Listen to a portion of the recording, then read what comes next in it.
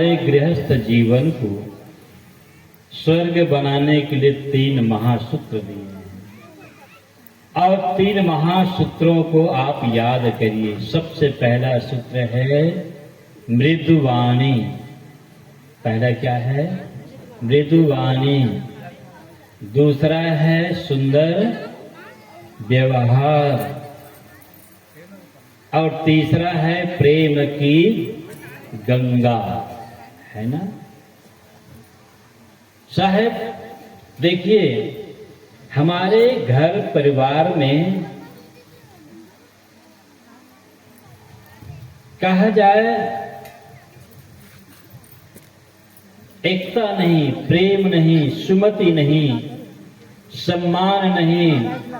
आज हमारे घर परिवार पूरा बिखरा हुआ है और जो इंसान अपने जीवन का आधार मान करके जिस बाल बच्चों को पालन पोषण करते हैं और आज वही बच्चा आगे चल करके न आपकी बातों को मानते हैं, न आपको सम्मान देते हैं, न आपकी इज्जत की परवाह करते हैं। सज्जनों, क्योंकि आज के बच्चा जो है बालिका बहू बनने वाली है, जो बहू बनी है वो क्या बनने वाली है? सास बनने वाली है, और जो सास बनी है वो बूढ़ी सास बनने वाली है, और जो लड़का है वो बाप बनने वाले हैं, और जो बाप बने हैं वो दादा बनने वाले हैं। और उसके बाद क्या बनने वाले हैं? अंतिम राम नाम। क्योंकि इस मानव जीवन को सकल सुख का घर कहा गया है ना? सब सुख का एक घर, एक मानव जीवन है। लेकिन हमारे अंदर एक अविवेक के कारण हमारे जीवन का सुख दुख में परिणित हो जाते हैं। इसलिए सदगुरु कबीर साहब ने कहा, उस समय हर मानव के अंदर कोई मानवीय गुण नहीं थे।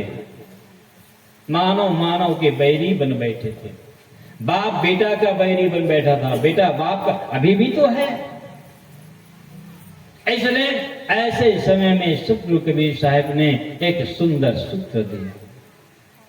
और यदि जो चाहते हैं कि मेरे घर परिवार में सुमति हो, मेरे घर परिवार में प्रेम हो, मेरे घर परिवार में मान और सम्मान हो, मेरे घर परिवार में आनंद हो। आज हम सबकी फोटो को टांग टांग करके रखते हैं, लेकिन सदगुरु कबीर साहब के मानव जीवन के लिए जो सूत्र दिए हैं, उन सूत्रों को हम नहीं लिखते। तो सदगुरु कबीर साहब अपने घर परिवार को देखिए, स्वर्ग नहीं बनाएंगे तो नरक तो जरूर बनेगा। स्वर्ग और नरक दो ही चीज तो है क्या, है ना? स्वर्ग और नरक दो चीज हैं। जो व्यक्ति अपने परिवार को स्वर्ग नहीं बना पाएगा, वो अपने घर को क्या बनाएंगे? जरूर नरक बना ही बुनाए हैं, मान के चलिए। इसलिए अपने घर परिवार को बनाने के लिए प्रथम सूत्र की ओर चलता हूं, मृदुवाणी, है ना? कुदरत ने हमको बोलने की कला दी है कि ना? दी है। कुदरत की ओर से हमें बोलने की कला है, और जिस व्यक्ति को बोलने की कला है वो सारे घर परिवार को अपने वश में कर लेते हैं। जिसको बोलने की कला है वो अपना बिगड़ते हुए काम को भी वो बना लेते हैं, लेकिन जिसको बोलने की कला ही नहीं है वो बनते काम को भी बिगाड़ लेते हैं।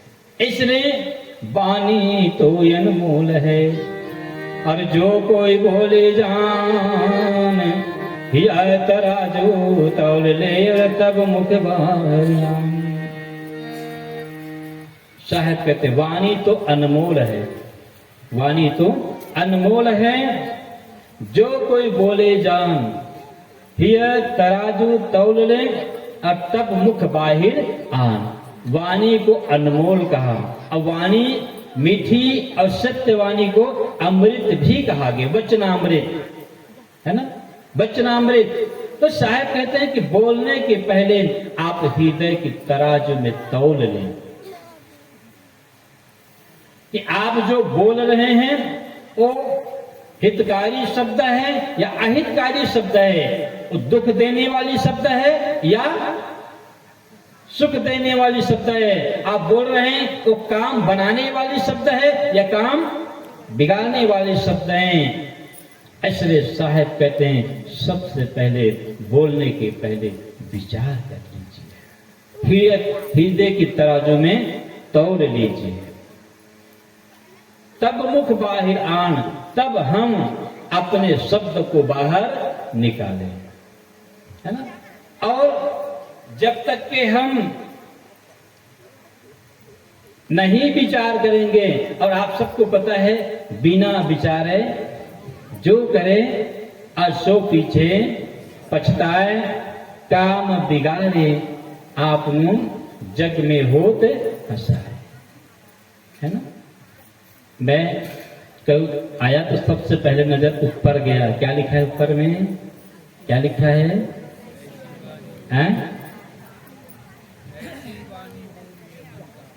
ऐसे वाणी बोलिए मन का आपा होए, औरन को शीतल करे आपहु शीतल होए। ये मंत्र है ना। हम लोग अपने घर परिवार बिगड़ते हैं तो बैगा के पास, किसी के पास मंत्र के सहारा लेने जाते हैं, मंत्र दो, मंत्र के माध्यम से।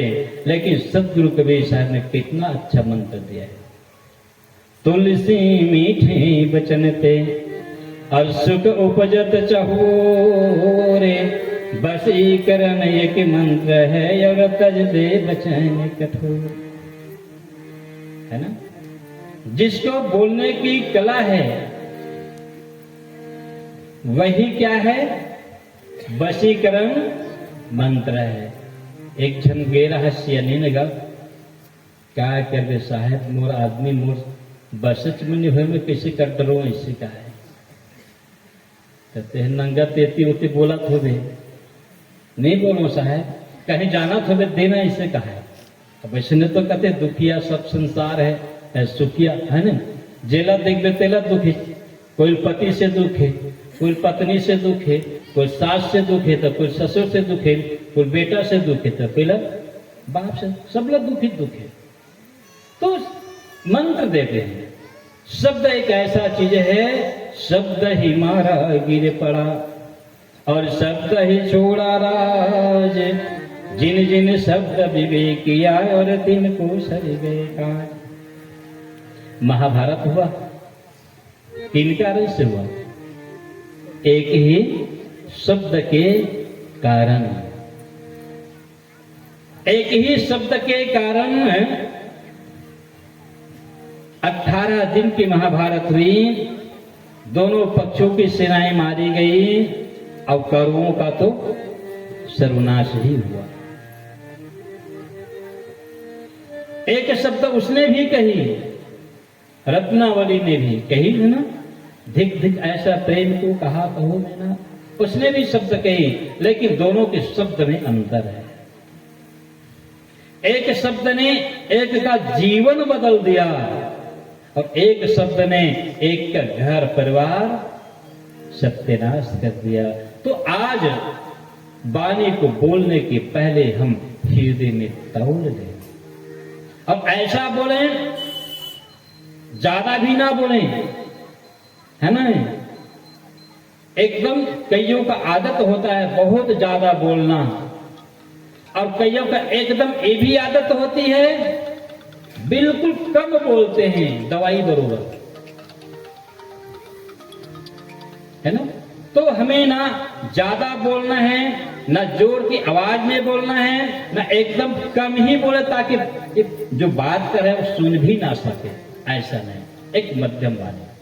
तो साहब कहते कि मृत वाणी, आपकी वाणी इतना मिठास से भरा हो, कोयल का कूदित है और कागा का हरिलेत, मीठे शब्द सुनाई के और जग अपनों कर ले।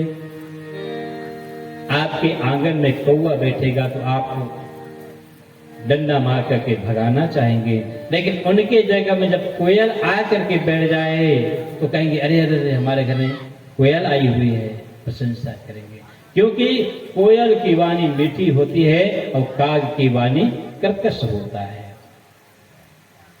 इस संसार में सबसे मीठी चीजें क्या है? सबसे मीठा क्या है? हाँ? गुलाब जामुन, बर्फी, गुड़, हाँ? वाणी, है ना।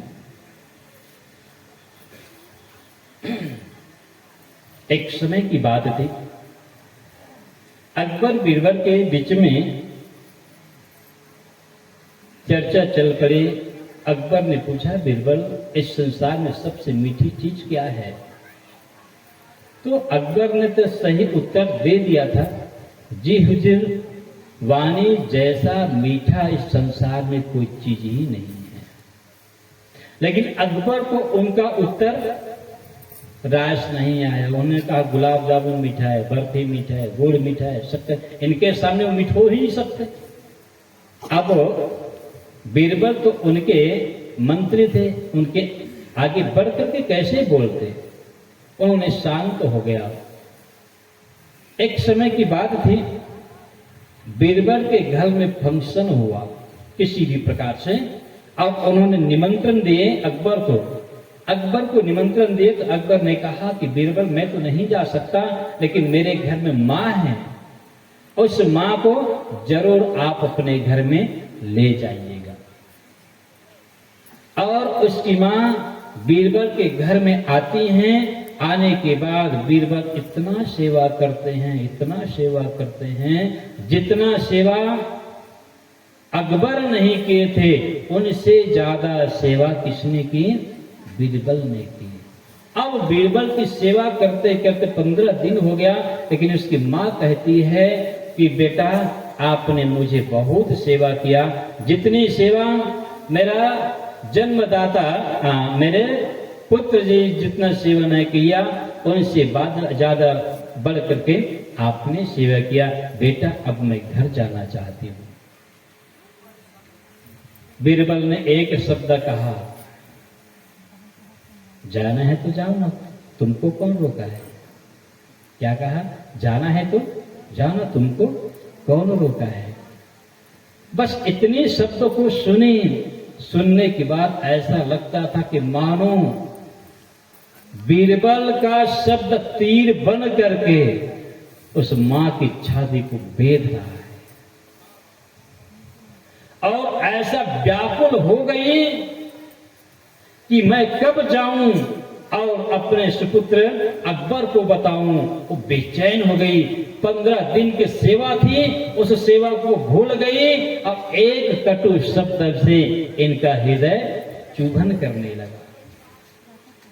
अब जब जाती हैं तो जाने के बाद और माँ अकबर को बताती हैं कि बेटा 15 दिन तक सेवा की बहुत अच्छी बात है, लेकिन 15 दिन की सेवा एक कटु शब्द से